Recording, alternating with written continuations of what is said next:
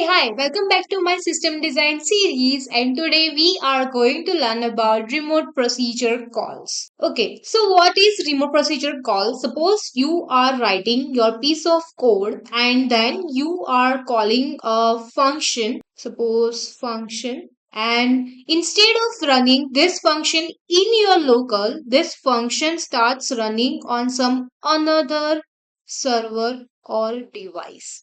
So, what do you mean by remote procedure call? It is like a function call which is not running in your local but it is running on another server over the network or internet. So, let's take an example. Suppose you are hungry and you are craving for pizza. And here is you and you like the pizza of Pizza Hut. So, what you decide is you make a call to the Pizza Hut and you give the order of suppose margarita pizza, okay? And then this order will have the order ID and you will receive your pizza in 30 minutes, maybe. But okay, so here you are acting as client and the Pizza Hut is acting like a server, and the call which you made is remote procedure call, and the pizza which you will get is the response or data. So this was about the remote procedure call. Let's understand how remote procedure calls are useful or benefits of using RPCs. Okay, so the first is it feels like local call. Okay, what do you mean by it? So here you can call another function which is on the server just like you are calling your local function. Yeah, the local function. You won't even understand when the RPC calls are made and it feels like that you have called your normal function of your code. And here the benefit is you don't need to worry about how the connection is made or how the communication is happening. Okay, so second is it hides the complexity. Okay, so what does this mean like? Suppose you are making the function call on your local and all the process is happening on the server. So all the heavy data processing or whatever the processing is happening is on the server. And as a user, you won't even know what all processes are happening. Maybe it's like converting or formatting the data or whatever. So it hides the complexity. You can just call a function and it works. And third, it saves time. Developers don't need to write the piece of code for the network connection. They just call the function and RPC does the rest of the work. Okay. So fourth is works across system. So here the programs on different devices, device 1, device 2, maybe they are having the different format or different programming language or having the different operating system. They can talk to each other using the remote procedure calls. So fifth is it is great for big systems. It is very useful for large system where all the different features are working on different server 4 S5 and remaining ones. So they just make the RPC calls and their work is done. As all the services needs to be worked all together, but all are running on different servers, the RPC will make the work very easy. Okay, so let's take an example of food delivery application. And here, suppose take an example of Zomato. So here there are three different, let's take an example of three different services. For example, first is payment gateway. This is the first one. Second is you are able to see the menu, right? So fetching menu from restaurants, and third is fetching your location. So all of this is happening on different servers, server 1, server 2, server 3, and here this application will use the remote procedure calls for all these three services and all will work together and you won't even notice the difference. So this was all about the benefits of using RPCs. Now let's talk about the cons of using RPCs. So here the first is unpredictability of network. So here when your function is running on the local, you know the output or you can predict the output, right?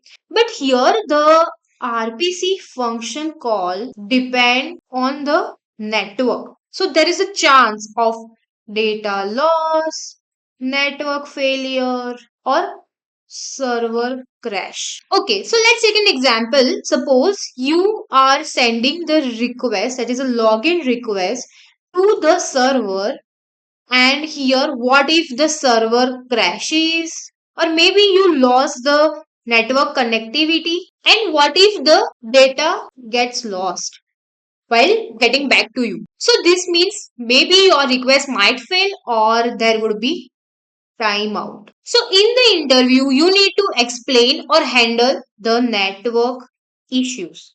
Now let's understand how you can do that.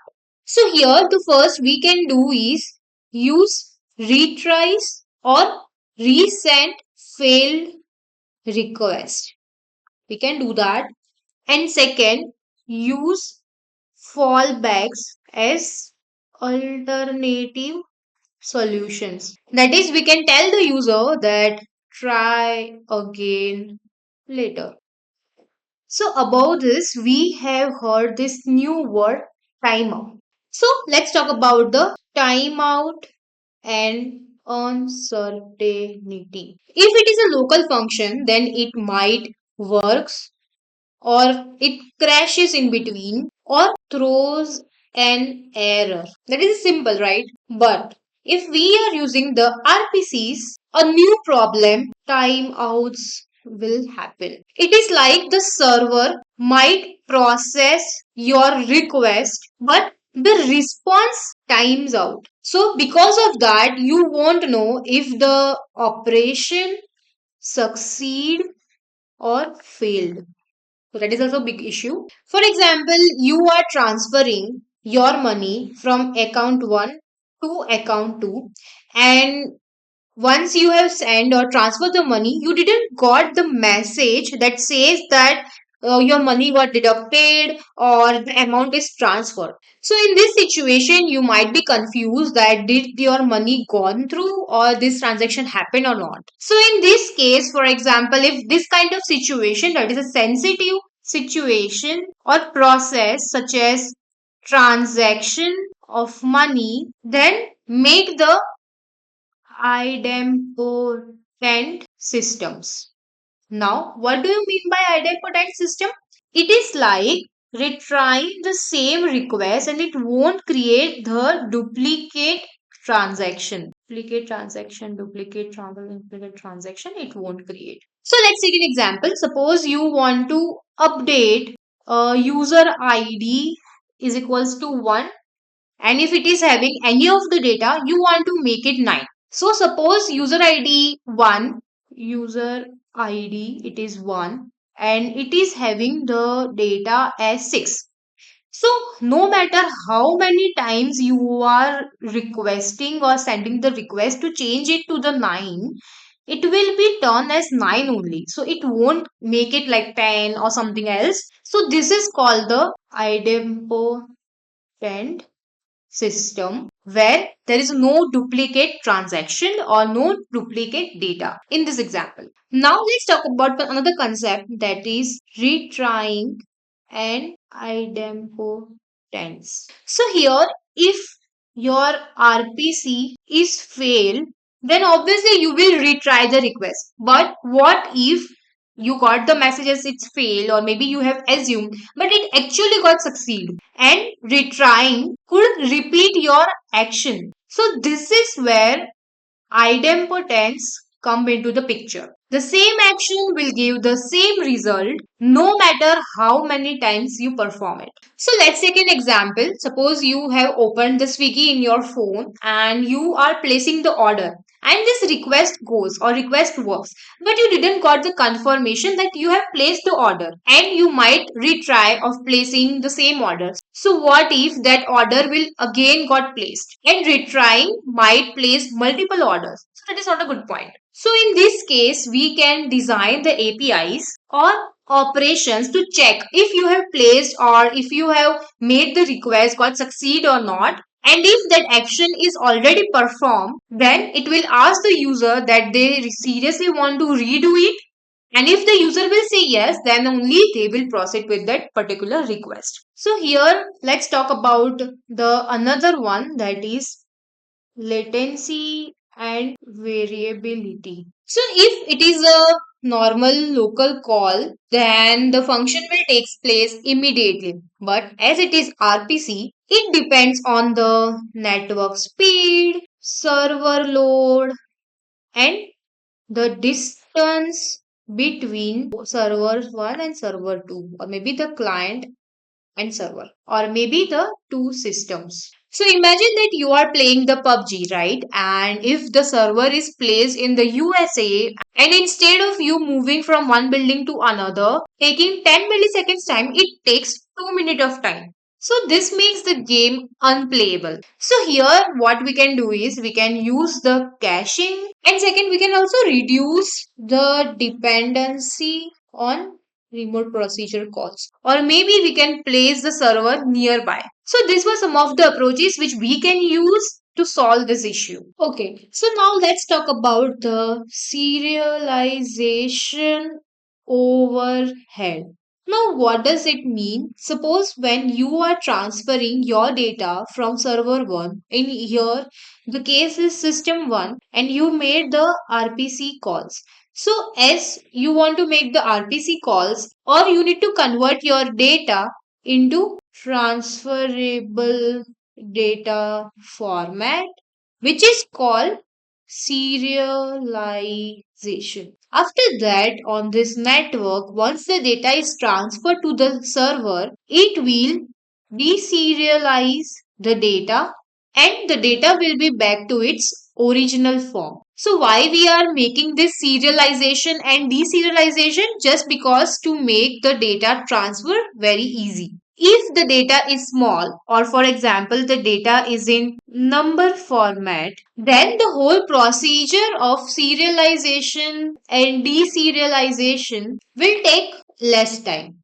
But if the data is complex, large, or huge, then it will take lot of time, and it will make the things go slow. For example, you are sending the complex image, so to serialize and deserialize it, it will take a lot of time. And sending it over the network, it will make it very slow. So when you are making the RPC's call, make sure your data is in JSON format and use the protocol buffers. It will optimize the speed. Okay, so next is interoperability challenges. So as we have discussed before, there are two systems S1 and S2, and they are making the RPC calls. And what if the S1 is using another language and this is using another language, and both are not using the same language, but still RPC will take place. But here different languages handles the data differently. Java handles the data differently. Similarly, JavaScript handles the data differently. For example, Java is using the big integer for large numbers, but JavaScript doesn't support that. So, two different system might won't understand each other. So here make sure that you are using the standard format. Maybe you can use the REST or gRPC, which are better suitable for the compatibility. Okay, so now let's talk about the security concerns. So RPC requests can be intercepted by attackers if it is not secured properly and it is exposing sensitive data. And if the attacker intercepts the RPC request, then they can steal your data. So for that, use the HTTPS